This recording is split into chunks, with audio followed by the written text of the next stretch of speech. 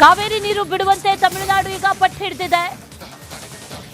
ಇವತ್ತು CWMA ಉನ್ನತ ಮಟ್ಟದ ತುರ್ತು ಸಭೆ ಇದೆ. ಈ ಸಭೆ ಬಹಳಷ್ಟು ಕಾರಣಗಳಿಗಾಗಿ ಮಹತ್ವವನ್ನು ಪಡೆದುಕೊಂಡಿದೆ. ಕಾವೇರಿ ನೀರು ನಿರ್ವಹಣಾ ಪ್ರಾಧಿಕಾರದ ಸಭೆ ಇದೆ. 40 TMC ನೀರು ಹರಿಸಬೇಕು ಅಂತ ಈಗಾಗಲೇ ಬೇಡಿಕೆಯನ್ನ ಇಟ್ಟಿದೆ. ತಮಿಳುನಾಡು ನೀರನ್ನ ಹರಿಸೋದಕ್ಕೆ ಸಾಧ್ಯ ಇಲ್ಲ ಅಂತ ಪರಿಸ್ಥಿತಿಯಲ್ಲಿ ನಾವಿದ್ದೇವೆ ಅಂತ ಈಗಾಗಲೇ ಕಮಿಟಿ ಮುಂದೆ, ಸಮಿತಿಯ ಮುಂದೆ ಮನವರಿಕೆ ಮಾಡಿಕೊಡಲಾಗಿದೆ. ಅದರಂತೆ ಸಮಿತಿಯು ಕೂಡ ಇದಕ್ಕೆ ಒಪ್ಕೊಂಡಿತ್ತು. ಆದರೆ ಇವತ್ತು ಪ್ರಾಧಿಕಾರದ ಮುಂದೆ ಸಭೆ ಇರೋದ್ರಿಂದ ಪ್ರಾಧಿಕಾರ ಏನು ತೀರ್ಮಾನ ಮಾಡುತ್ತೆ ಅನ್ನುವಂಥ ಒಂದಷ್ಟು ಪ್ರಶ್ನೆಗಳು ಈಗ ಸದ್ಯಕ್ಕಿದೆ. ಇಡೀ ರಾಜ್ಯದ ಜನರ ಚಿತ್ತ, ಕಾವೇರಿ ಕೊಳ್ಳದ ರೈತರ ಚಿತ್ತ ಎಲ್ಲವೂ ಕೂಡ ಈಗ ಸದ್ಯಕ್ಕೆ ಈ ಸಭೆಯತ್ತ ನೆಟ್ಟಿದೆ. ಕರ್ನಾಟಕದ ಪಾಲಿಗಂತೂ ಅತ್ಯಂತ ನಿರ್ಣಾಯಕ ಸಭೆ ಇದು. ಕಾವೇರಿ ಜಲಾನಯನ ಪ್ರದೇಶದ ರೈತರು, ಆ ಕಾವೇರಿ ಕೊಳ್ಳದ ರೈತರೆಲ್ಲರೂ ಕೂಡ ಆ ನೀರನ್ನು ನಂಬಿಕೊಂಡಿದ್ದಾರೆ. ಕುಡಿಯೋದಕ್ಕಲ್ಲ, ಕೃಷಿ ಚಟುವಟಿಕೆಗಳಿಗೆ ಬಳಕೆ ಮಾಡೋದಂತಿಲ್ಲ, ಕುಡಿಯೋದಕ್ಕೆ ಬಳಕೆ ಮಾಡ್ಬೋದು ಅನ್ನುವಂಥ ನಿಟ್ಟಿನಲ್ಲಿ ಈಗಾಗಲೇ ಹೇಳಲಾಗಿತ್ತು. ಕುಡಿಯೋದಕ್ಕೂ ನೀರಿಲ್ಲ ಅನ್ನುವಂಥದ್ದನ್ನು ಮನವರಿಕೆ ಮಾಡಿಕೊಡಲಾಗಿತ್ತು. ಇವತ್ತಿನ ನಿರ್ಧಾರ ಇದೆಯಲ್ಲ, ಇದು ಒಂದು ರೀತಿಯಲ್ಲಿ ಆ ಎಲ್ಲ ರೈತರ ಭವಿಷ್ಯವನ್ನು ನಿರ್ಧಾರ ಮಾಡುತ್ತೆ. ಆ ಪ್ರದೇಶದಲ್ಲಿ ನಿರೀಕ್ಷಿತ ಪ್ರಮಾಣದಲ್ಲಿ ಮಳೆ ಆಗಲಿಲ್ಲ, ಬಹಳ ತೊಂದರೆ ಆಗ್ತಾ ಇದೆ. ಇಡೀ ಜಲಾನಯನ ಪ್ರದೇಶದಾದ್ಯಂತ ಬರದ ಛಾಯೆ ಆವರಿಸಿದೆ. ದೇಶದಾದ್ಯಂತ ಮಳೆ ಕೊರತೆ ಒಂದು ಕಡೆ, ರಾಜ್ಯದಲ್ಲಿರುವಂಥ ಮಳೆ ಕೊರತೆ, ಹವಾಮಾನ ಇಲಾಖೆಯ ವರದಿ, ಇದೆಲ್ಲವನ್ನೂ ಕೂಡ ಕಮಿಟಿ ಮುಂದೆ ಈಗಾಗಲೇ ಮನವರಿಕೆ ಮನವಿಯನ್ನು ಮಾಡಿಕೊಂಡಿದ್ರು. ಕಮಿಟಿ ಕೂಡ ಒಪ್ಕೊಂಡಿತ್ತು. ಈಗ ತಮಿಳುನಾಡು ಪ್ರಾಧಿಕಾರಕ್ಕೆ ಮೂವ್ ಮಾಡಿರೋದ್ರಿಂದ ಪ್ರಾಧಿಕಾರ ಇವತ್ತು ತುರ್ತು ಸಭೆಯನ್ನು ಕರೆದಿದೆ. ಏನಾಗುತ್ತೆ ಅನ್ನುವಂಥ ಒಂದಷ್ಟು ಕುತೂಹಲ ಸದ್ಯಕ್ಕಿದೆ. ಡೀಟೇಲ್ಸನ್ನು ಕೊಡ್ತಾರೆ ನಮ್ಮ ಪ್ರತಿನಿಧಿ ಸತ್ತಾರ್, ನೇರ ಸಂಪರ್ಕದಲ್ಲಿ ಜಾಯಿನ್ ಆಗಿದ್ದಾರೆ. ಸತ್ತಾರ್, ಇವತ್ತು ಪ್ರಾಧಿಕಾರದ ಸಭೆ ಬಹಳ ಮುಖ್ಯ. ಕರ್ನಾಟಕದ ಪಾಲಿಗಂತೂ ತುಂಬ ನಿರ್ಣಾಯಕ ಅಂತ ಹೇಳ್ಬೋದು. ಸಾಕಷ್ಟು ರೈತರು ಕಾದು ಕುಳಿತಿದ್ದಾರೆ. ಏನಾಗುತ್ತೆ ಅನ್ನುವಂಥ ಪ್ರಶ್ನೆಯನ್ನು ಹೊತ್ತು ಏನು ಆಗಬಹುದು, ಪ್ರಾಧಿಕಾರ ಯಾವ ನಿರ್ಧಾರಕ್ಕೆ ಬರಬಹುದು, ಡೀಟೇಲ್ಸ್ ಏನಿದೆ?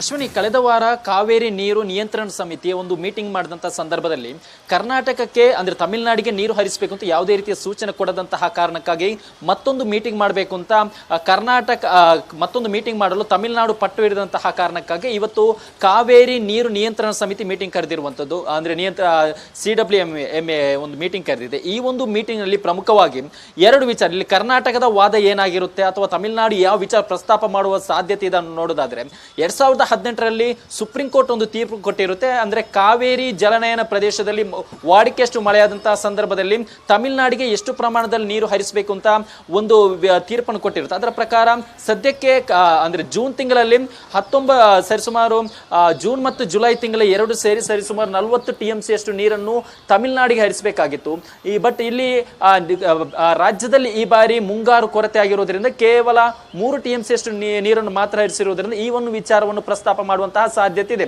ಅದಕ್ಕೆ ಪ್ರತಿಯಾಗಿ ಕರ್ನಾಟಕವು ಕೂಡ ರಾಜ್ಯದಲ್ಲಿ ಈ ಬಾರಿ ಮಳೆಯ ಕೊರತೆ ಎದುರಾಗಿದೆ. ಅದರಲ್ಲೂ ಕೂಡ ಪ್ರಮುಖವಾಗಿ ಕಾವೇರಿ ಜಲನಯನ ಪ್ರದೇಶದಲ್ಲೂ ಕೂಡ ಮಳೆ ಕೊರತೆ ಎದುರಾಗಿದೆ. ಇನ್ನು ಜಲಾಶಯಗಳಲ್ಲಿ ಒಳಹರಿವು ಮತ್ತು ಹೊರಹರಿವು ಎರಡೂ ಕೂಡ ಕಡಿಮೆ ಆಗಿದೆ. ಇಂತಹ ಸಮಯದಲ್ಲಿ ಇಲ್ಲಿ ಕುಡಿಯೋಕೆ ಈಗ ಸದ್ಯಕ್ಕೆ ಇರೋದು ಕುಡಿಯೋಕೆ ಎಷ್ಟು ಬೇಕಾಗುತ್ತೋ ಅಷ್ಟು ಮಾತ್ರ ನೀರು ಇರುತ್ತೆ. ಅದರ ಜೊತೆಗೆ ಕರ್ನಾಟಕದಲ್ಲಿ ಪ್ರಮುಖವಾಗಿ ಮಂಡ್ಯದ ರೈತರು ಕೂಡ ಇದೀಗ ತಮ್ಮ ಬೆಳೆಗೆ ನೀರನ್ನು ಕೇಳ್ತಾ ಇದ್ದಾರೆ. ಅವರಿಗೆ ನೀರು ಕೊಡಕ್ಕಾಗ್ತಾ ಇಲ್ಲ. ಇಂತಹ ಸಂದರ್ಭದಲ್ಲಿ ಮುಂದಿನ ಮಾನ್ಸೂನ್ ವರೆಗೂ ಕೂಡ ನಾವು ನೀರನ್ನು ಶೇಖರಣೆ ಇಟ್ಕೋಬೇಕಾದ ಅಗತ್ಯತೆ ಇದೆ. ಯಾಕೆಂದ್ರೆ ರಾಜ್ಯ ಹವಾಮಾನ ಇಲಾಖೆ ಕೂಡ ಈ ಬಾರಿ ವಾಡಿಕೆಯಷ್ಟು ಮಳೆಯಾಗುವಂತಹ ಸಾಧ್ಯತೆ ಕಡಿಮೆ ಇದೆ ಎಂದಿದೆ. ಮುಂದಿನ ದಿನಗಳಲ್ಲಿ ಯಾವುದೇ ರೀತಿಯಲ್ಲಿ ಹೆಚ್ಚು ಮಳೆಯಾಗುವಂತಹ ಯಾವುದೇ ರೀತಿಯ ಮುನ್ಸೂಚನೆ ಇಲ್ಲ. ಈ ಎಲ್ಲ ವಿಚಾರವನ್ನು ಪ್ರಸ್ತಾಪ ಮಾಡಿ ಸದ್ಯಕ್ಕಿರುವಂತಹ ನೀರನ್ನು ಮುಂದಿನ ಮಾನ್ಸೂನ್ ವರೆಗೂ ಕೂಡ ಶೇಖರಣೆ ಮಾಡಿಟ್ಟಬೇಕಾದ ಅಗತ್ಯತೆ ಇರುವುದರಿಂದ ಇಂತಹ ಸಮಯದಲ್ಲಿ ತಮಿಳುನಾಡಿಗೆ ನೀರು ಹರಿಸಲು ಸಾಧ್ಯವಿಲ್ಲ ಅನ್ನೋ ವಿಚಾರವನ್ನು ಕೂಡ ಪ್ರಸ್ತಾಪ ಮಾಡುವಂತಹ ಸಾಧ್ಯತೆ ಇದೆ. ಅದರ ಜೊತೆಗೆ ಇಲ್ಲಿ ಕರ್ನಾಟಕದಲ್ಲಿ ರೈತರೇ ಕೇಳಿದಂತಹ ಸಂದರ್ಭದಲ್ಲಿ ನಮಗೆ ನೀರು ಅವರಿಗೆ ಕೊಡಕ್ಕೆ ಆಗ್ತಾ ಇಲ್ಲ. ಇಂತಹ ಸಮಯದಲ್ಲಿ ತಮಿಳುನಾಡಿಗೆ ನಾವು ಹೇಗೆ ಕೊಡೋದು ಅನ್ನೋ ವಿಚಾರವನ್ನು ಕೂಡ ಕರ್ನಾಟಕ ಪ್ರಸ್ತಾಪ ಮಾಡುವಂತ ಸಾಧ್ಯತೆ ಇದೆ. ಅದರ ಜೊತೆಗೆ ಸುಪ್ರೀಂ ಕೋರ್ಟ್ ಮತ್ತೊಂದು ತೀರ್ಪಿನ ಪ್ರಕಾರ ಮೊದಲಿಗೆ ಇಲ್ಲಿ ಕುಡಿಯಲು ಯೋಗ್ಯತೆ, ಕುಡಿಯಲು ಪ್ರಮುಖವಾಗಿರುವಂತಹ ಆದ್ಯತೆ ಕೊಡಬೇಕಾಗುತ್ತೆ. ಈ ಅಂತ ಸಮಯದಲ್ಲಿ ಇಲ್ಲಿಯೇ ನೀರಿನ ಸಮಸ್ಯೆ ಇರುವುದರಿಂದ ಕುಡಿಯಲು ಬೇಕಾದಷ್ಟು ನೀರು ಮಾತ್ರ ಇರುವುದರಿಂದ ಇಂಥ ಸಮಯದಲ್ಲಿ ನೀರು ಹರಿಸಲು ಸಾಧ್ಯವಾಗಲ್ಲ ಅನ್ನೋ ವಿಚಾರವನ್ನು ಕೂಡ ಪ್ರಸ್ತಾಪ ಮಾಡುವಂತ ಸಾಧ್ಯತೆ ಇದೆ. ಈ ಹಿನ್ನೆಲೆ ಕರ್ನಾಟಕ ಮತ್ತು ತಮಿಳುನಾಡು ಎರಡು ವಿಚಾರ ಪ್ರಸ್ತಾಪ ಮಾಡುವಂತ ಸಾಧ್ಯತೆ ಇರುವುದರಿಂದ ಇವತ್ತಿನ ಮೀಟಿಂಗ್ ಏನಿದೆ, ಜಲ ಆಯೋಗದ ಅಧ್ಯಕ್ಷರ ನೇತೃತ್ವದಲ್ಲಿ ನಡೆಯುವಂತಹ ಮೀಟಿಂಗ್ ಸಾಕಷ್ಟು ಕುತೂಹಲವನ್ನು ಹುಟ್ಟುಹಾಕಿದೆ. Ashwini. Right Sattar, thank you ಡೀಟೇಲ್ಸ್ಗೆ.